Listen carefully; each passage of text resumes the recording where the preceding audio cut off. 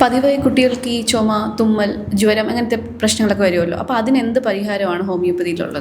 ഹോമിയോപ്പതിയുടെ treatment എന്ന് പറയുമ്പം പിള്ളേരുടെ കോൺസ്റ്റിറ്റ്യൂഷൻ നോക്കിയിട്ടാണ്. അതായത് പിള്ളേരുടെ ഉറക്കം, സമയത്തിന് മീൻസ് എത്ര സമയമാണ് അവർ ഉറങ്ങുന്നത്.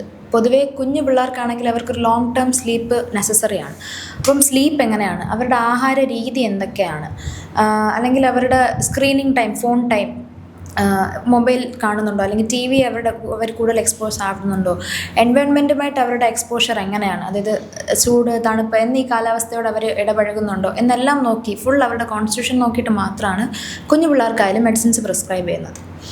അപ്പോൾ ഇപ്പോൾ ഒരു കുഞ്ഞ് മഴയത്ത് നനഞ്ഞ് ജലദോഷം വന്നു, പനി വന്നു എന്നൊരു കണ്ടീഷനാണെങ്കിൽ അതിൻ്റെ റൂട്ട് കോസ് എന്താണെന്ന് നമ്മൾ ഫസ്റ്റ് ഐഡൻറ്റിഫൈ ചെയ്തിട്ടാണ് കുഞ്ഞുങ്ങൾക്ക് മരുന്ന് കൊടുക്കുന്നത്. കാരണം ഇപ്പം ഹോമിയോപ്പതിയിൽ പനിക്ക് തന്നെ തൗസൻഡ്സ് ഓഫ് മെഡിസിൻസ് ഉണ്ട്. അപ്പം എന്താണ് അതിൻ്റെ കാരണം, റൂട്ട് കോസ് എന്താണ്, മഴ നനഞ്ഞത് കൊണ്ടാണോ അല്ലെങ്കിൽ തല വേർത്തത് കൊണ്ടാണോ എന്ന് ഡിഫറൻഷ്യേറ്റ് ചെയ്ത് മെഡിസിൻസ് മാറും. സോ പിള്ളേരുടെ കോൺസ്റ്റിറ്റ്യൂഷൻ നോക്കി അല്ലെങ്കിൽ റൂട്ട് കോസ് മനസ്സിലാക്കിയിട്ടാണ് ഹോമിയോപ്പതിയിൽ മെഡിസിൻസ് കൊടുക്കുന്നതും ഈ ഫ്രീക്വൻ്റ് ആയിട്ട് വരുന്ന അസുഖങ്ങൾക്ക് ഒരു ശാശ്വത പരിഹാരമായിട്ട് ഹോമിയോപ്പതി മെഡിസിൻസ് മാറുന്നത്.